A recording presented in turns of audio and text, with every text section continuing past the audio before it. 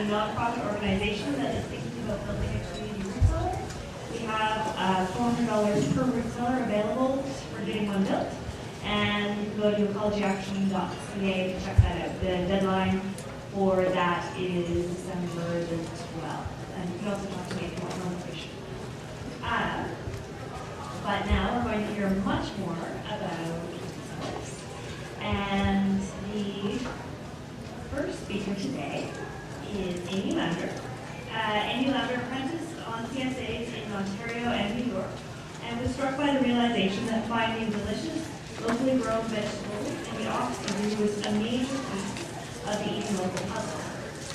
Inspired by this idea, Amy returned home to Nova Scotia and started Avon River CSA on the Knoll Shore, which is now in its second season and has been chosen.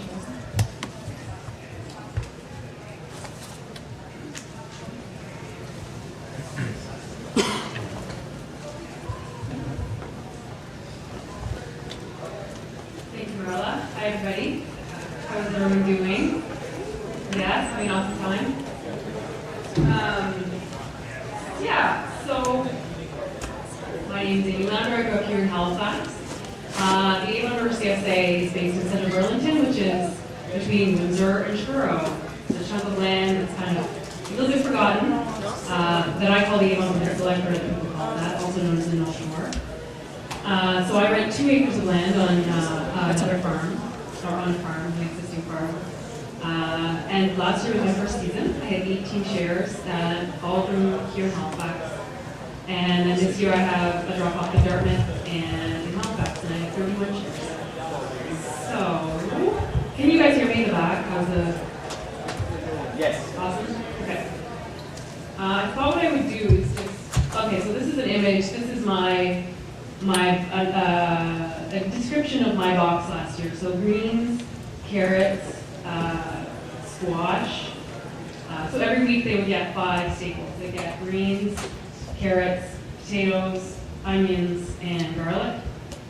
And then 2 or 3 other items, sometimes preserves, dried beans I grew,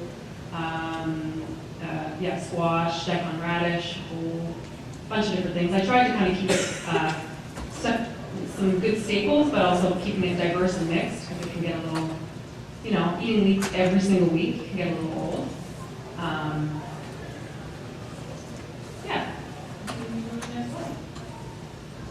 So I thought what I would do is start with a quick sort of order of how I harvest things. When I was starting to think about how to break down discussing it, I really felt like part of my process is the ascension of harvest. So garlic comes out first, goes in the barn and cures. And squash comes out a little bit later, with also onions. And both of those guys, I find the trick is, the stuff that has to come out early is making sure that it's cured and then stored somewhere where it has enough time. Like there's quite a while where it's basically just sitting and the CSA isn't eating yet, because the CSA doesn't start until the middle of October. And then some of that stuff is sitting in my storage places for 5 or 6 months.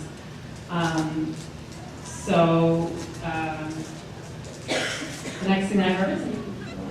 So frost, a few nice frosts, and then I start taking out my carrots, my beets, celeriac, the rutabaga, and those things, like that happened basically 10 days ago. I took most of those guys out because we started getting some pretty cool nights in a row. And they go right into the root cellar. The root cellar is starting to stay pretty consistently around 5 to 10 degrees, actually. There's some chia beets. Okay, and that's one of my main helpers, Devin. Picking, some beautiful frosty mornings, and you start picking carrots. So one of the kind of amazing natural root cellars that I explored a little bit last year is the dirt.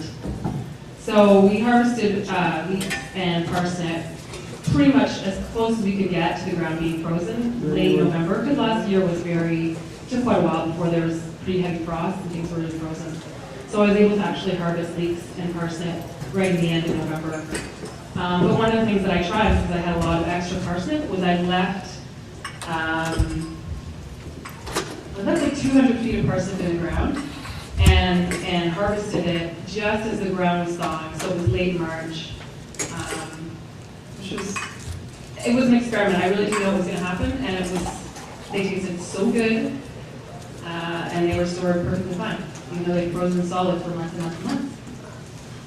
How is my speed? Am I breathing past things too fast? No? Okay, good. That's another sideways picture of us picking leeks, or picking parsnip in March.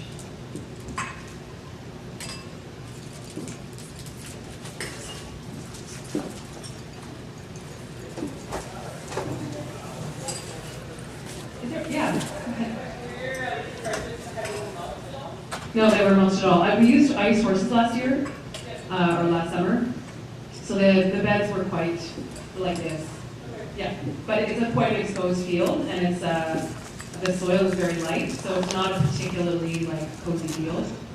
Yeah.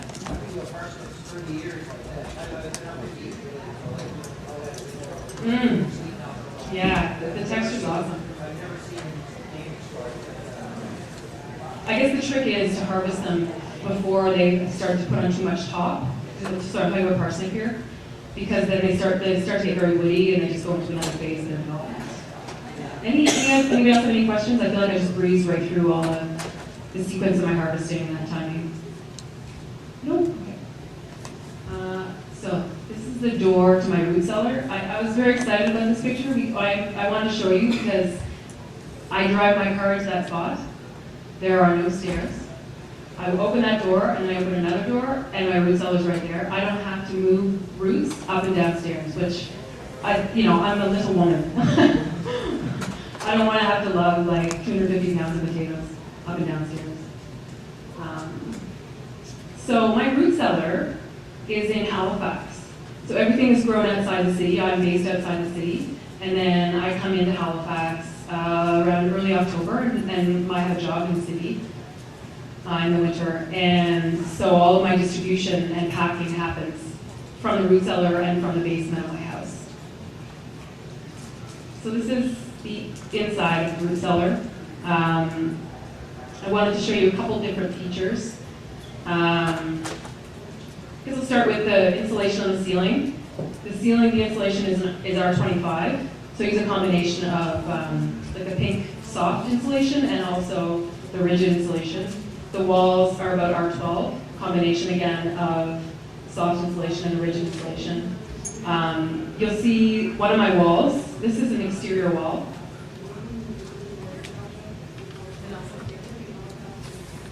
This wall is concrete, and the floor is also concrete. And I use the concrete, partly I was excited about the concrete because it's an exterior wall, so it's that much more permeable to bringing in the cool. But I also use the concrete as a kind of water tank. So every week I would go in there and my water can water the floor and water the walls a little bit. And that was basically my humidity control. So I used just kind of Canadian Tire version humidity gauge and was able to keep the humidity up at 90% consistently in that phase.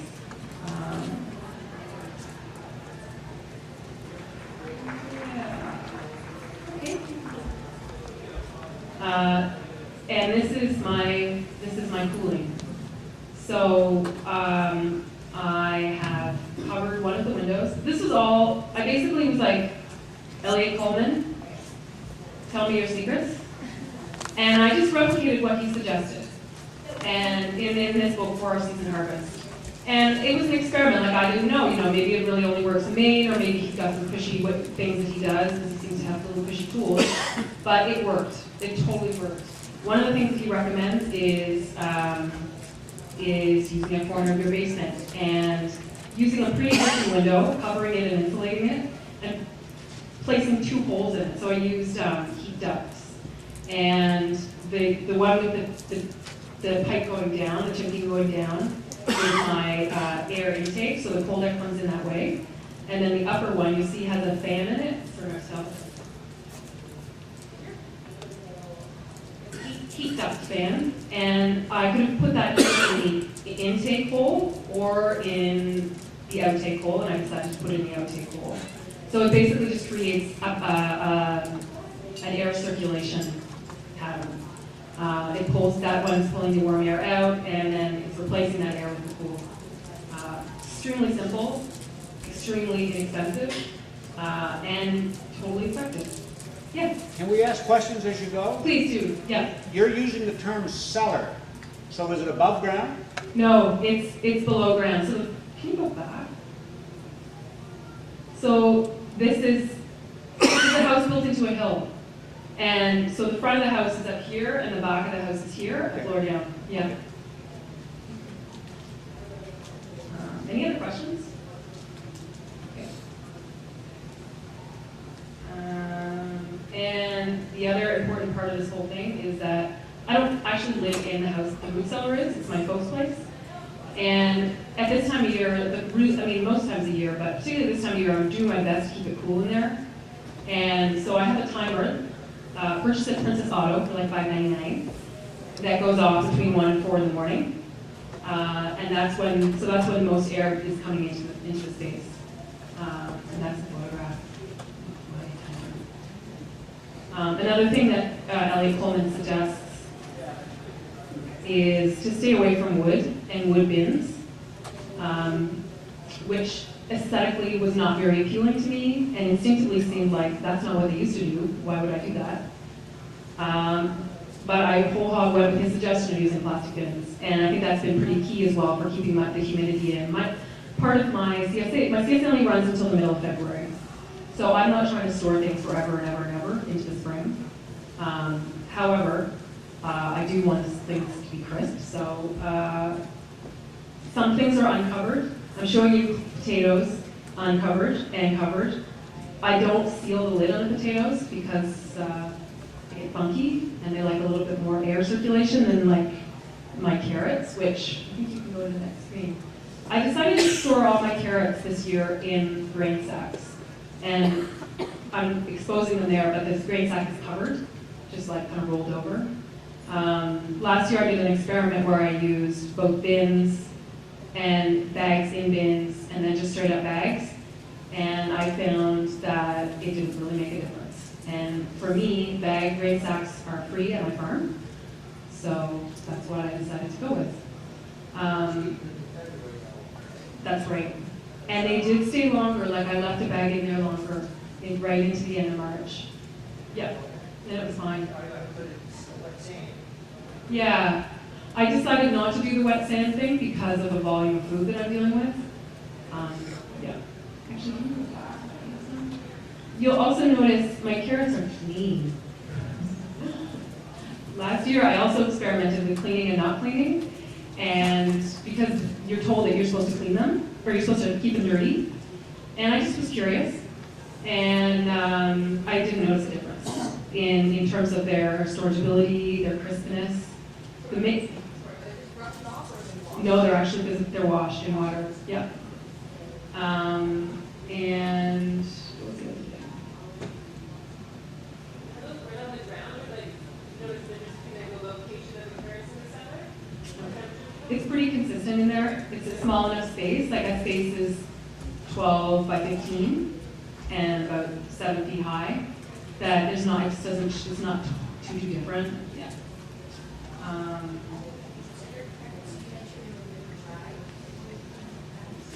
No, the question was about dryness. No, I don't try and make sure that they're really dry. Yeah. In fact, I prefer a little bit of moisture in the bag. I mean, the bags look, from this picture, they feel porous to me. So I'm not too worried about having a little bit of moisture in there. Yeah. The Nova Vermont has done some research on storing winter vegetables. And one of the farms that I found was doing research relevant to me is called Jericho Settlement Farm. And they had experimented also with washing and not washing, and using grain sacks and using bins. And they found that the percentage of loss in washing versus not washing, and they were doing it right till April, was like 5% or something loss more washing them. So for me, like, I end up having to wash outside, and it's incredibly uncomfortable. in January or February washing vegetables outside. So it's been really nice for me to have that option of washing them before I'm putting them into storage.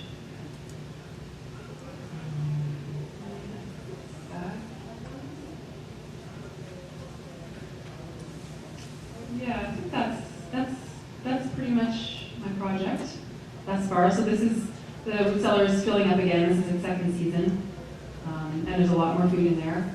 So again, getting the temperature down at this time of year. Fortunately, it seems to be a little bit cooler this year than last year.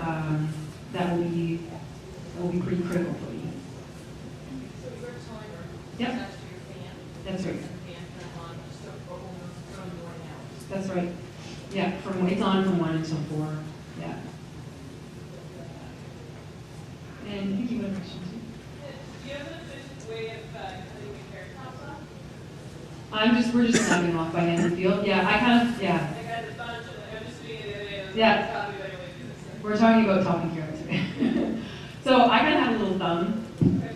Yeah. And it snaps it off. Like the ones in that picture, some of them were a little bit higher. Yeah. That wasn't me doing that. So did you notice a difference, like if they snap off closer than that, will it start sprouting again if there's light? Yeah, if it snapped off higher, it will, and I can see those ones that started to grow again, even just in the last week to 10 days. Okay. Yeah, but I didn't notice like there's a concern with like tissue damage and bacteria and the whole thing starting to break down quickly. That wasn't a problem last year. Yeah. Yeah, at the back.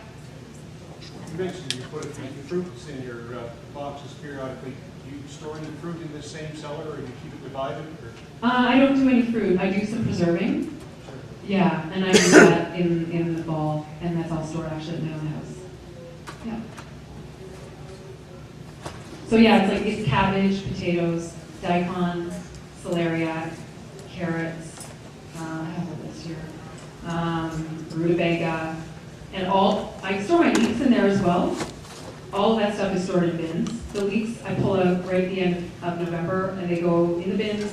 The top sort of a jar, with like nice and dirty in the bottom, and then when I end up cleaning them, I have to take off a layer of leaky leaf stuff, and then they're fine. Fruits, that's probably fruit to be stored in a separate. Yeah, that's what I would do if I was storing fruit in a different place. Yeah. Thank you. Yes, you. What was the title of the book? Yeah, it's 4 Season Harvest. This is a slightly older version, but.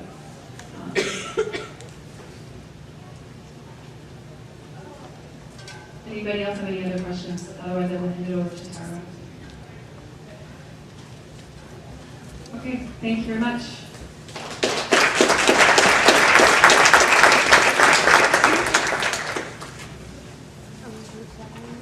All right, so our second speaker is Tara Young.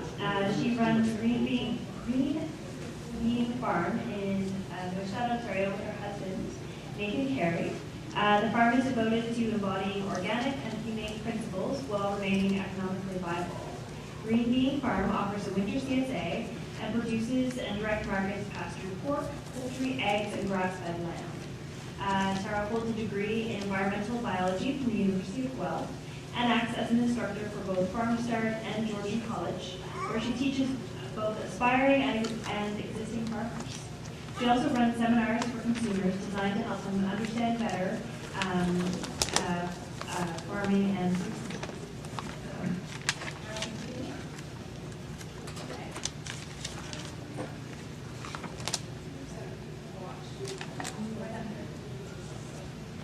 I don't suppose you guys can hear me at the back. Not real well. Not real well. I hate microphones. Thank you. Okay. I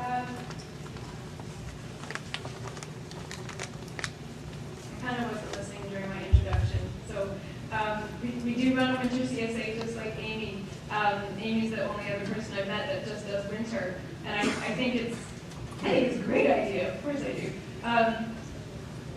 Just like Amy said, there's such a shortage of high quality locally grown produce in the winter.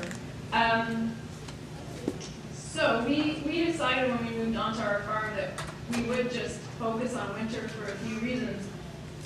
but one of the things getting in our way was where to store it all. And I think that's probably the main barrier for a lot of market gardeners is the lack of good storage space.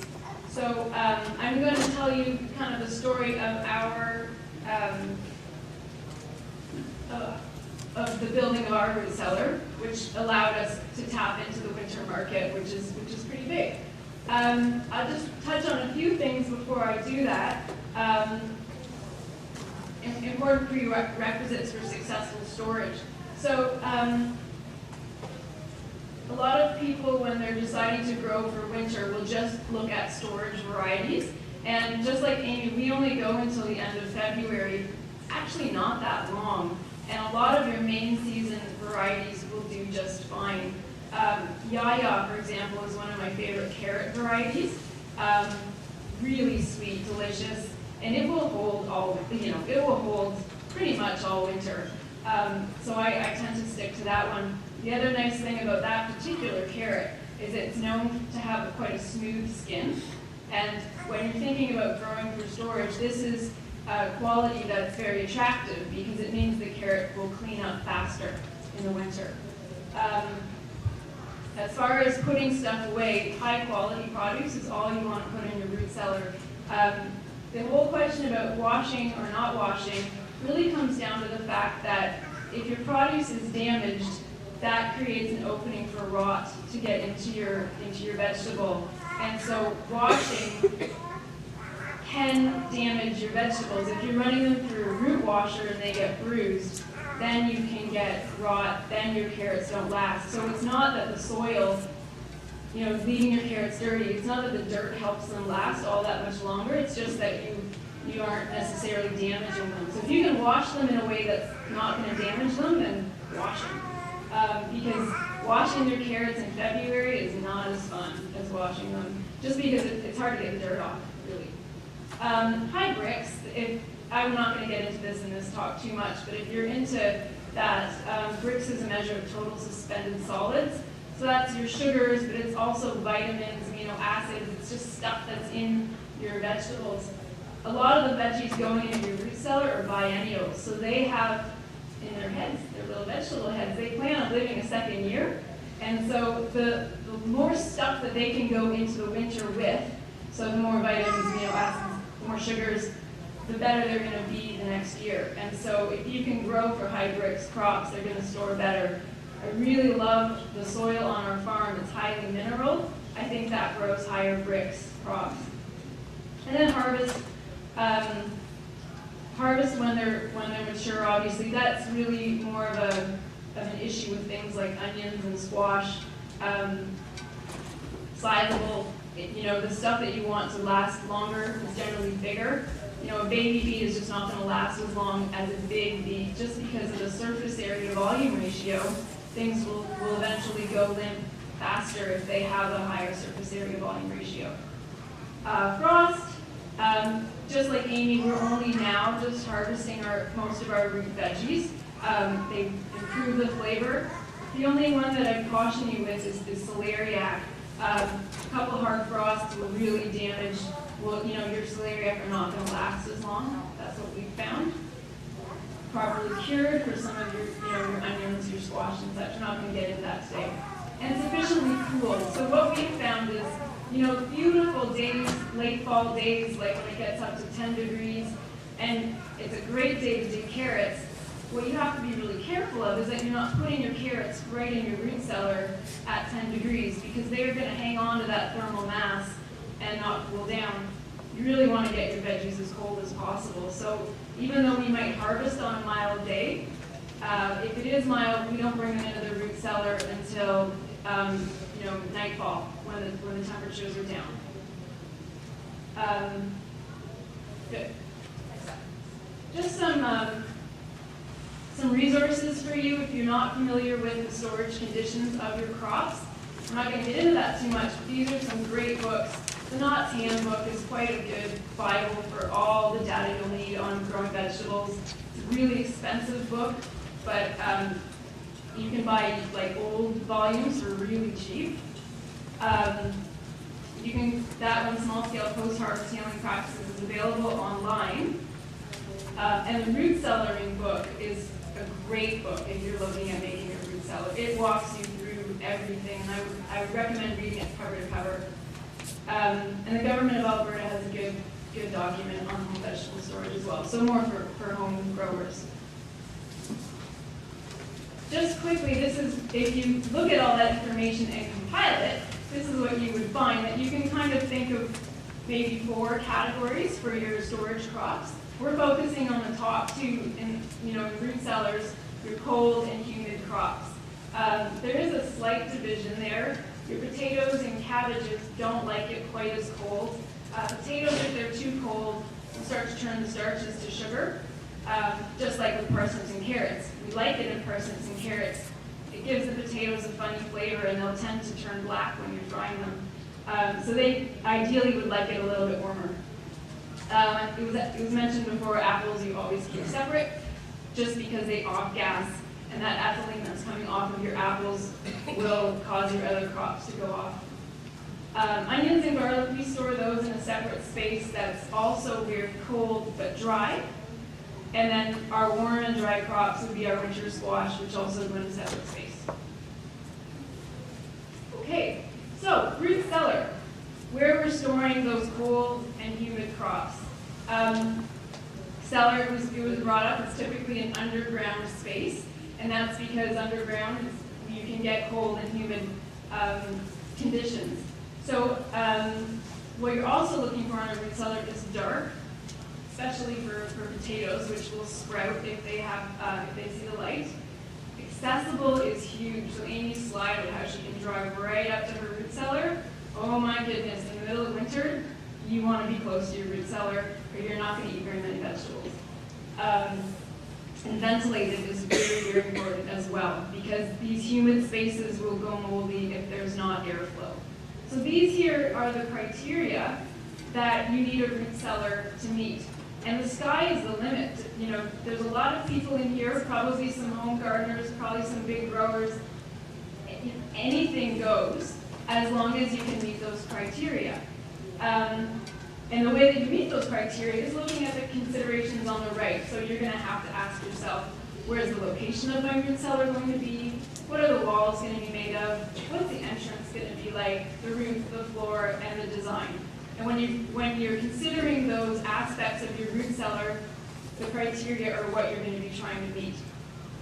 So on our farm, we didn't have a root cellar, but we had a very nice swimming pool. And not having a lot of free time on our hands to clean it and all that, we decided to turn it into a root cellar. So we asked around. We called a few pool companies, like, hey, what do you think if we turned our pool into a root cellar? They're like, it can't be done. It can't be done. And I like when people tell me that. So we did it. And it works. So, but if you caveats to that is that our swimming pool is concrete. There's no deep or shallow end. It's about 5 feet deep. But it makes an awesome root cellar. Now, most of you probably don't have concrete 5-foot deep swimming pools on your farm, and that's okay. What I really want you to get from this is just thinking about those considerations in the design of a root cellar. I'm just going to use my root cellar as an example. So with this, the location was fixed, the walls were fixed, the floor was fixed, so we had a lot of, the thinking was, we didn't have to think about it too much. So that was great. But really all a swimming pool is a precast foundation for you to work with. And there are a lot of precast foundations out there. If you only need to store a little bit of produce, first thing that comes to mind for me is an old freezer. Just take out the cooling unit, bury it in the ground, and boom. Okay? You can bury barrels. You can bury anything. Once you're using the heat of the earth, boom, root cellar. I've heard of people using old septic, not old, actually, unused, cracked. You can get cracked concrete septic containers for very cheap. Truck containers if you're looking for something a little bit larger, instant walls, instant floor. So So think about things that you can just stick in the ground. I worked on a farm for a little while that just, in their barn, I mean, a barn is partially underground, would store their veggies in barrels and surround the whole thing with straw bales. And that worked very well late into the winter. Time do we go into? Okay. Ventilated, how extensive ventilated? Yeah, we'll get to ventilated. It's important. Yeah, I think it's usually the most overlooked criteria. But let's move on. Let's go to the next slide. So this was the start of construction here. So as you can see, we've excavated around the swimming pool, and on the, you can hardly see the slide. Facing, basically the entrance is facing south. That's not on purpose, that's just the way the pool was built. I think that you could argue for a north or a south facing entrance. On the left, Chris is cutting the door out of the swimming pool, and on the right there you can see we've excavated down to that door. So in our root cellar, we start at ground level and we go down a ramp to get below grade. Okay, next slide. For the roof, you have a few options. Probably, technically, the best option would be a vaulted roof. Not the easiest to build, but the idea with a vaulted roof is that any condensation that collects on the roof is going to drip down, whereas in a vault, it will run down the sides. You don't really want liquid water dripping on your veggies. They like it humid, but they don't like it wet. Vaulting, so we went with peaks because it's kind of the same idea, just a bit simpler to build. Flat is also fine if you can get deep enough. So in our situation here, we only had 5 feet of height, so that wasn't enough, except for maybe for me. I didn't want to do all the work in there. So peak roof just gave us more height. If you're building with wood, rot-resistant lumber is very important. Cedar is your best bet, but given the price, we went with hemlock. Pressure treated is not something you want in your root cellar. And composite and resin lumbers, I was interested in because they would be rot-free. However, they don't give you the same strength. So we went with hemlock. And definitely you want a strong roof if you're going to be burying this thing. Because we were told this couldn't be done, we really overbuilt our roof. Just because in a swimming pool, the idea is that without the water in it, it can implode. But this was a 9-inch thick, really seriously hard concrete pool riddled with rebar. So we've not had that issue. How many of you know about pool bots? Okay, this is such a great little piece of technology, especially if you're a market gardener for the main season. If you're looking to cool a space economically, you don't want to have a traditional air compressor, or what am I trying to say? What is that coming to me? Cooling unit. You get an air conditioner and you get a cool bot, and the cool bot tricks the air conditioner into cooling much lower than it normally would. So you can cool a space to 6-7 degrees, which is really, really a lot better than if you're not storing for a long time, that's pretty good. So we, at this point where we were framing in the root cellar, we did make space for an air conditioner and a cool bot, just in case for whenever, summer storage or to bring the temperature down. I haven't found it effective just because of the size of our root cellar. You need a serious air conditioner to do it. So what we do, this is actually the hardest time of year for the root cellar because it's carrying all the heat of the earth still. It's very hard to get it down to 1 degree, 2 degrees, which is where I want to see it. It's very comfortable at 9 right now.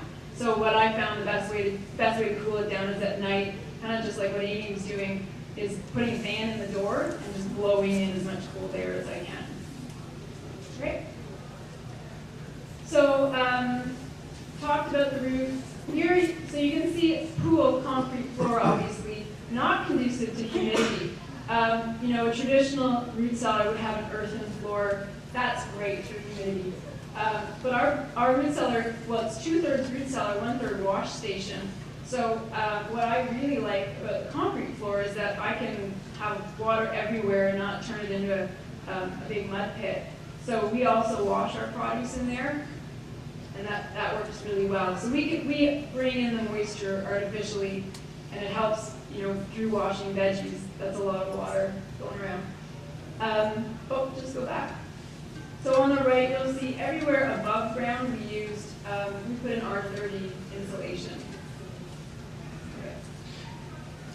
Just a little, this is a kind of a neat product if you're not familiar with it, but it's a synthetic rubber that's used for waterproofing roofs. We put this down before we put in our earthen roof just to protect the wood. It's a bit tricky to work with. It's good if you know someone who's familiar with it to work with them first. Okay, and so your entranceway is a huge consideration for your root cellar. First thing you want to think about when you're considering the entranceway to your root cellar is what's the eventual size of your operation going to be. If you're always planning on being human-sized, you know, carrying veggies in a bin into your root cellar, then you want a door that reflects that. And so we know that, you know, we're a 65-member winter CSA. We'll never get over 200 members. So to me, that's still human size. So that means I'm carrying bins in manually.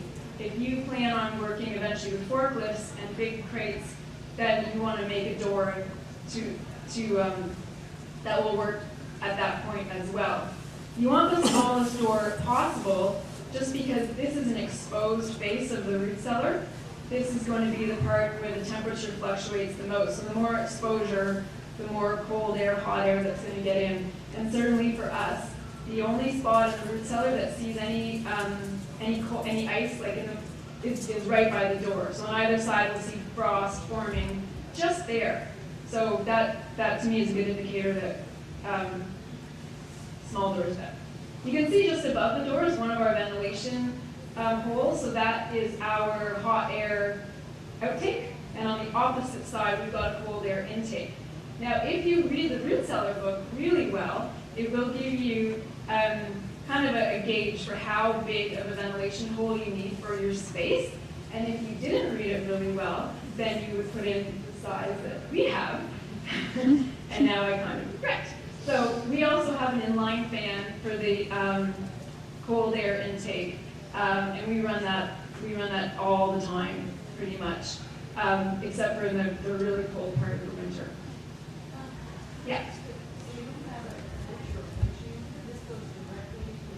Yeah, correct.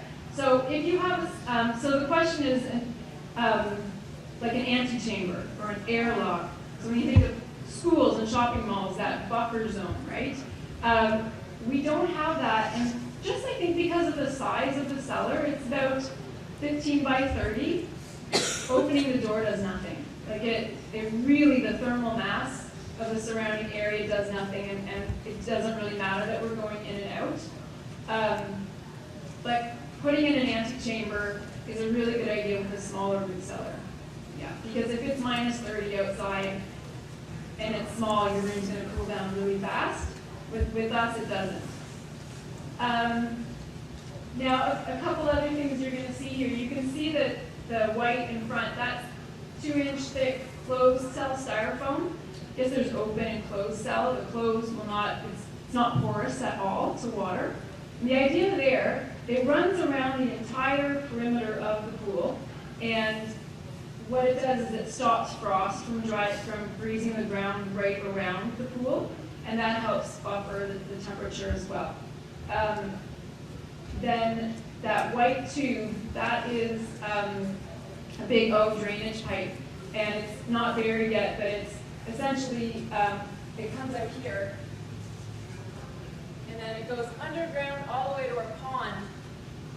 And what that is for is, what I find is when you're washing vegetables, the amount of water you use it's a lot. And it's an uncomfortable amount of water for me. And we have to bring in a lot of soil. And I feel like as farmers, we're doing all this work, to try to build our organic matter, and then every year we export vast quantities of soil just clinging to our roots. So what we do is after we wash our veggies, we give the water time to let the soil settle out, and then we drain the water, which goes back to our pond, and then we reclaim the soil and put it on our compost pile. And I just feel better about making sure that that soil makes its way back to the garden. This whole area is later covered in gravel. Okay. So this is just a close-up here. This is your styrofoam, and this is a drainage pipe that again runs around the perimeter of the root cellar, topped with gravel and soil. So again, just being careful to not let the area around freeze. And the smaller your area, I think the more important that is. So again, using the chest freezer example of a root cellar, if you were to surround that with styrofoam as well, I think that would do a lot just from keeping the surrounding soil from freezing. You know that, I don't know what it is here, but at home, it's usually about the top 3 feet of soil that freeze. And so if you can prevent that, then you're going to be able to mitigate the temperatures a lot better.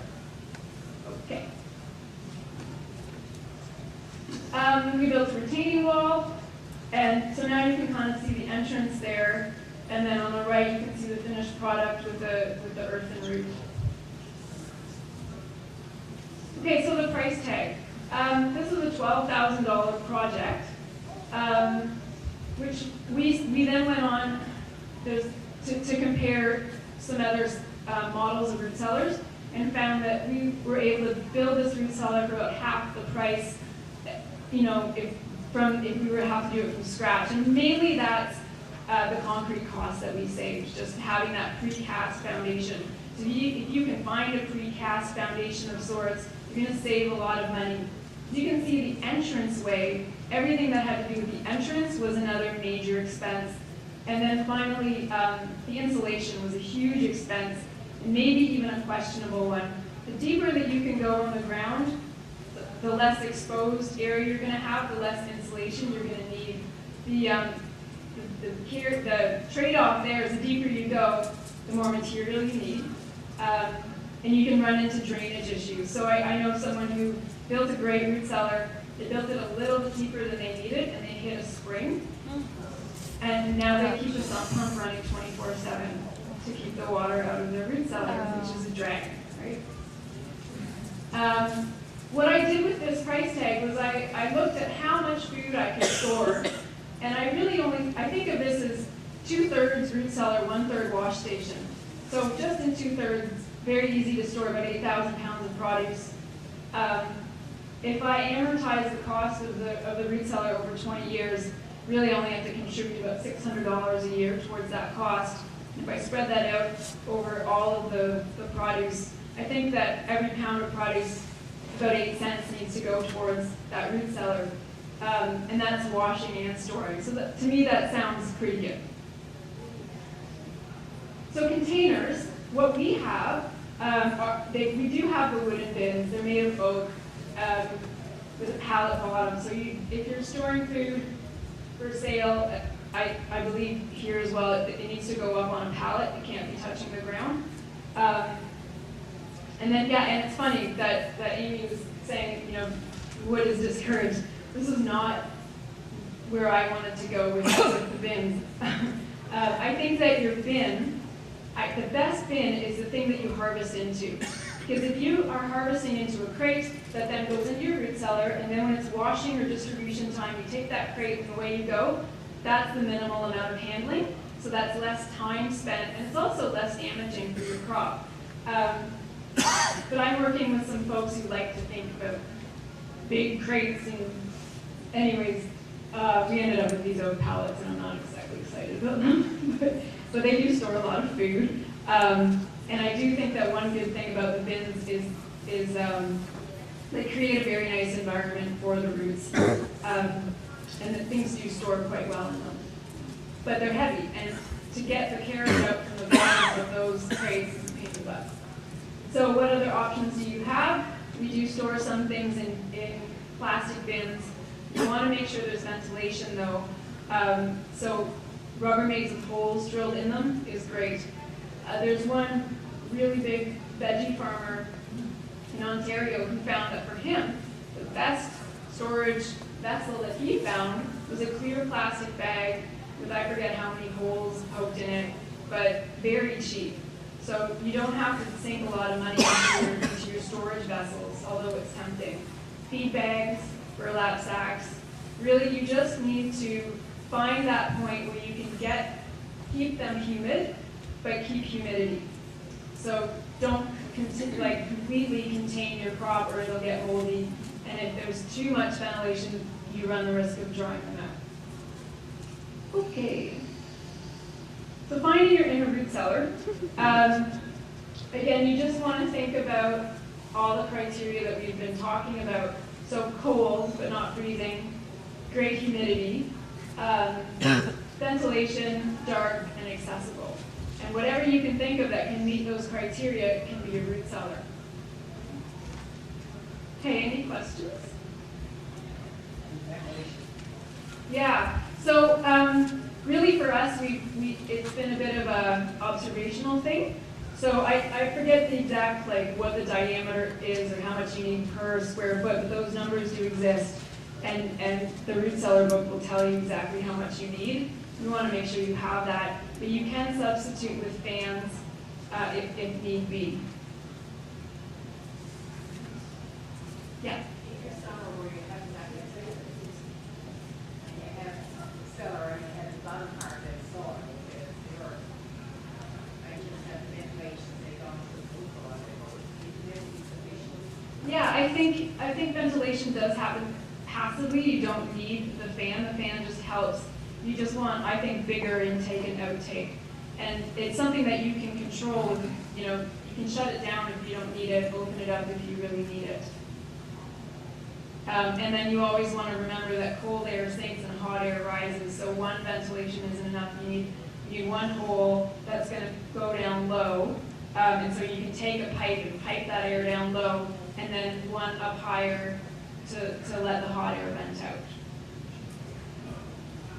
And remember that your produce, when it's coming in, if it's carrying field heat, that is going to hold heat in your root cellar, so get that heat out before they go in.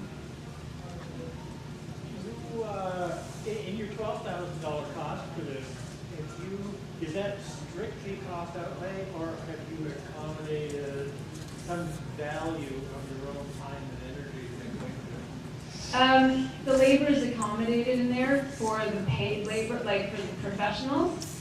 But to be honest, we didn't, I personally didn't do much in the building because I'm not a professional. So. You mentioned about treating wood not being put on here. Yeah. Now we, where I live, we're just trying to get a community cellar on. And we wanted to do less money as possible, but something that was going to last.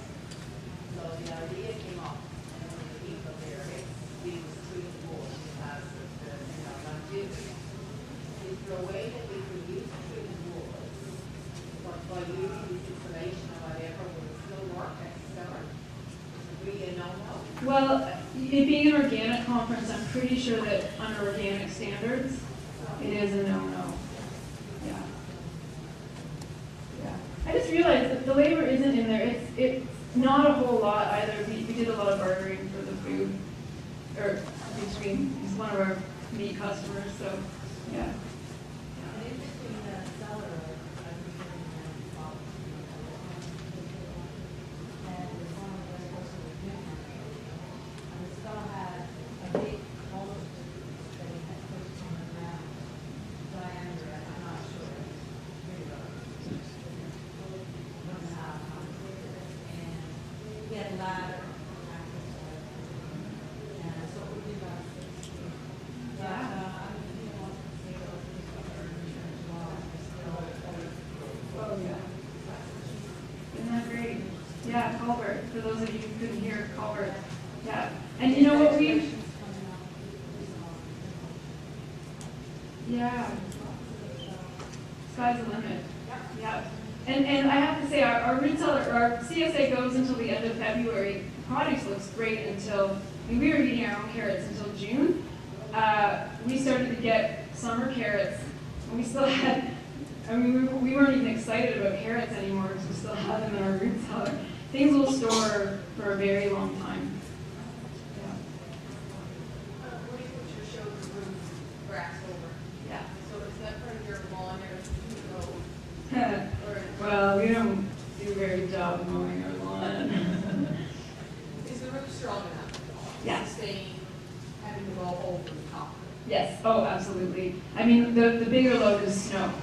So we have 3 feet of snow, easy, wet snow, it's fine. But I mean, those hemlock, like, I forget how far apart they are. I think they're 30, no. But they're very close together. It's built to last and it's built to withstand a lot of weight. Yeah. Yes. We have in our basement, kind of like a root cellar, but it's right below our house. We're in an old house, so our architect was ventilated, so our house not insulated, so it was really cold when we rented it. But it's like an oxydated wall. Is there some breathing ventilation that actually happens to that, or would it be more recommended to have the beds folded? I would still go with the vents. Yeah. Yeah, we have a basement like that and there's no, it's the mold problems. Yeah. Yeah. Okay. And then you said like something simple as just pipe coming in and out, and there's no need for a fan. The fan helps if you actively want to cool it down. Okay. But if it's not a very big space and you're just talking about airflow, I don't think it's that necessary. Yeah. I always start with the minimum, and putting an inline fan in later is okay. It's not that hard. Just be coming from the same area as long as one is directed. They can be coming from the same area. I don't think it's ideal, but they absolutely can be. Yeah. Okay, well, we have a bit of time, so maybe I'll show you a couple other slides of other root cellars that are a bit different in scale. You want to keep going. This is a theoretical root cellar that's going to be built hopefully soon. This is an Ontario couple. Now they're moving to a farm that's off the grid entirely, and they want to do full season cold storage. So as you can, the entrance would be over here. So there's your antechamber, and then a room off to the side for apples. Those brown C-shaped, that would be, I guess, where the crops would be stored. But then and I don't know a whole lot about this system, but on the right-hand side, they're storing ice. This is an old Amish way of cooling their food. So all winter long, they'll be making ice forms and harvesting these ice blocks and filling that room so that throughout the winter, and that room will be hyper insulated, but throughout the summer, as the ice cools, it's keeping the produce cold. Next slide. This is a farmer just north of me. He built his from scratch. So some of the distinctions here, those are his storage bins. There's harvest bins. Flat roof, because this is completely underground. And all he's using for insulation there is old row cover. He's the one who went a bit deeper than he wanted and ended up with the constant trickling. Corey's interesting in that he runs a winter CSA and he doesn't wash. He's just got a narrow stairwell going down into his root cellar, and no access to water really, except the stuff that's flowing all the time. But he doesn't wash his produce, and his members are just used to that now. And it's so interesting. When we started, we thought, oh my goodness, are our members going to accept dirty potatoes? Now that's not even something they think about. And his members are clearly completely trained to accept all dirty produce. So I think that's great. This is another theoretical root cellar that's they're fundraising to build at Trent University. The neat tool that they're using here are earth bags, and it's basically feed sacks or burlap sacks filled with dirt, and you can build with them, but they have incredible structural strength, and you can be very, very creative in how you use them. So I would just say, if that's something you're curious about as a alternative to concrete, just Google earth bag root cellar, and you'll be really amazed. If you don't have the earth, and if perhaps you're in a place where you're going to be moving, and you want to use above ground storage, it is completely possible to build a unit for not very much money that's just well insulated. You might have to provide some additional heat, but you don't have to have a root cellar to store veggies over the winter is the point in this one. And lastly, this is a household root cellar. A friend of mine got rid of his fridge completely by turning a corner of his basement into a walk-in. And in the winter time, there's no refrigeration at all. He uses a little window as his temperature control and just cracks that a little bit. And then in the summer, he uses his cool bot to keep it nice and cold. So completely done away with the fridge. All right, so just about there. Any last questions? Yes. You mentioned using shipping containers. How do you find the steel in comparison to the concrete as far as material? Well, not having one of my own, I can't say from experience. But from what I understand, they're absolutely strong enough. And you're not really, if it's being buried, you're not really relying on insulative value as much because it's going to be underground.